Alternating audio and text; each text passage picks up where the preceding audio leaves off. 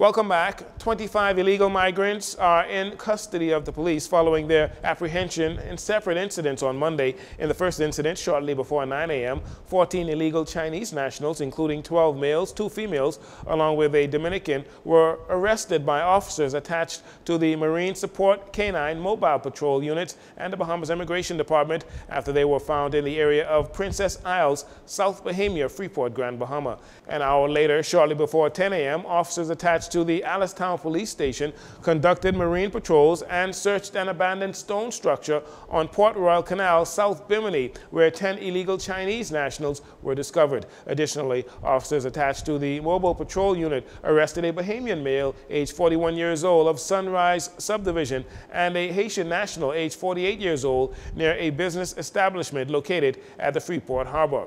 The immigrants and the Bahamian male were handed over to the Bahamas Department of Immigration for further processing.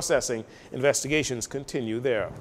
With the opening of the Nassau cruise port just days away, there has been many promises and predictions on the facility's contributions to the Bahamas' tourism product. However, the artisans and vendors set to occupy the spaces provided for them as they move from Rawson Square, they're expressing some concerns. Cale Campbell has more in this next report. With the newly redeveloped Nassau cruise port set to open in the coming days, there are gripes from some vendors who are expecting to move from Rawson Square into the space being provided. However, having represented vendors as president of Festival Palace Tenants Association, Yvette Prince has concerns despite the grand opening being imminent. I guess the first concern is the opening is in 2 days and we're just getting access today to set up our spaces. It's absolutely impossible to have the best presentation in 2 days in a space that we have not had much access to even figure out how we're going to set it up. With a commitment from the Nassau Cruise Port to provide a space for Bahamian artisans and vendors to operate, Ms. Prince says communication between the Nassau Cruise Port and artisans/vendors could improve with actual resolutions to issues. There's actually going to be a decrease in space because at first they told us that we said the spaces were small and they said that we could use the space under the overhang to display our items. And then a couple of months later we had another meeting and then they said that we could only have one item in front. So, and then when we did our walkabout a couple months ago, they told us that we can't use all of the wall space. We have to stop so far up the wall and we can't use the space at the bottom, which reduces the amount of space that we use. It's already small and we're shoved in the little space. If our items were actually outside like they promised, people would be able to see our stuff. You have to actually go inside to see their stuff, and only a couple of people can hold in the space at a time, so that's another thing that's going to affect our business. Last Wednesday, Member of Parliament for Centreville, Jomo Campbell, speaking on behalf of his constituents that operate as vendors and the fact that the facility is a part of his constituency, mentioned his desire for vendors to see an increase in business rather than a decline. For Jcn News, I'm Cale Campbell. Every so often we'd have a meeting and then we'd have a Zoom meeting. But our concerns, all of the things that we have issues with, they have been discussed at our meetings but unresolved in our favor. And so these are not surprises, these are issues that we've discussed, but I guess they don't see the need to change it. We really need the government to intervene on our behalf. They may have some representatives there, but they're not representing us. So we need qualified people who are touched with our needs, who are in touch with our needs, who would actually negotiate on our behalf and make sure that we are treated fairly and make sure that we have the best opportunity possible. It doesn't make sense to have a business on the port and it's not profitable. It don't make sense. Thanks for that report, Cale.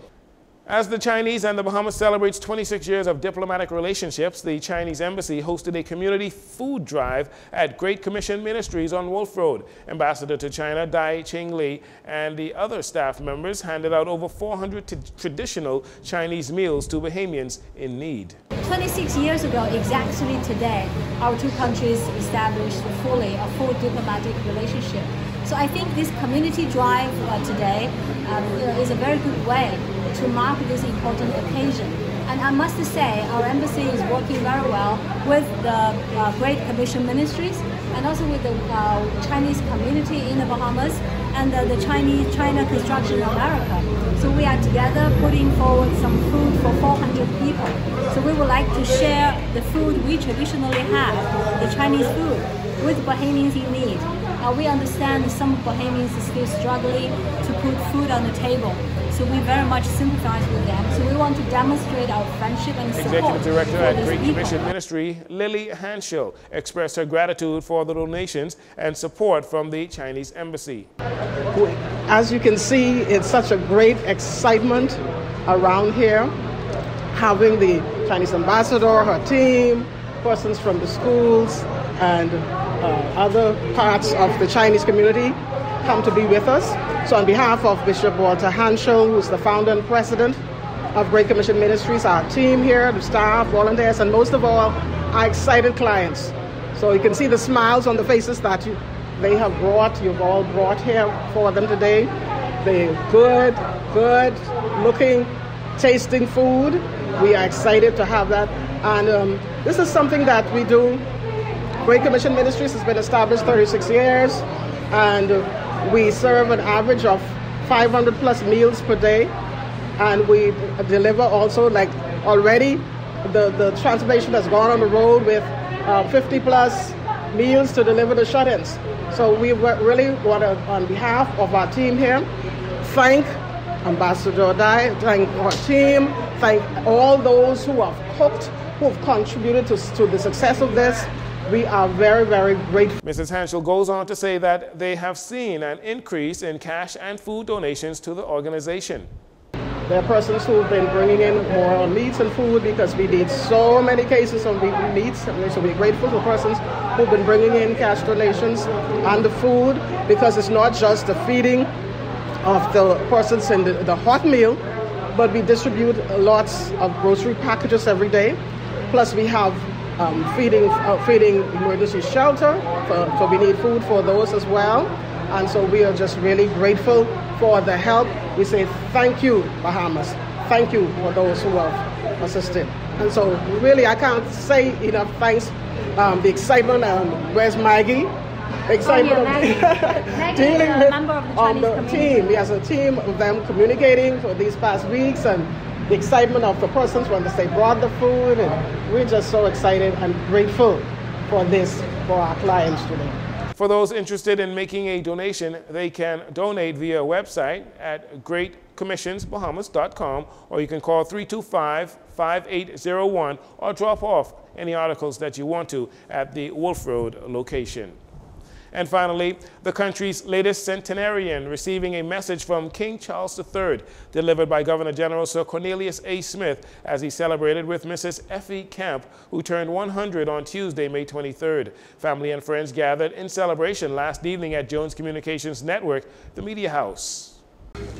Very, very few people have the opportunity to have this once-in-a-lifetime occasion to celebrate 100 years here. And so I want to offer my congratulations, but not only my congratulations, I want to offer on behalf of the people of the Bahamas their thanks to you for the service that you have rendered during this 100 years. And I pray, God, that you would have many more years to serve him, and also to continue to serve the people of the Bahamas.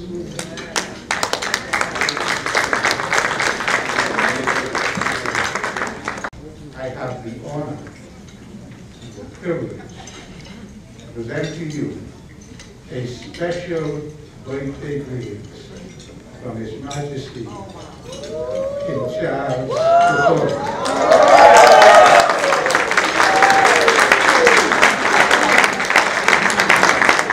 The centenarian, who hails from Hard Hill, Acklands, is the fourth of 8 children. She expressed her gratitude not only to the Governor General, but also to Bahamas Ambassador to the United States, Wendell Jones, who is the nephew of Miss Camp. Give you all thanks for this privilege and the kind boy whatever you all said about me. By the grace of God, I'm going to. And I'm going to hold on, and I'm going to hold on. With God on my side, I'll make the journey somehow. Praise the Lord. I'm thanking all my sisters and their children. I can't name them because they're numberless. Boys and girls. Many of my sisters passed away. 3 of them gone. And I still love them. And they love me too. And I'm happy to be in the midst of them tonight, that I can say a word that Jesus loves us. And bind us together in love. While Mrs. Camp is 100 years old, the centenarian is walking without a cane and has 20/20 vision. And that'll do it for your JCN Evening News. Once again, I'm Jcn Saunders. Thanks so much for joining us. This segment of the news has been brought to you by Sun Oil Limited.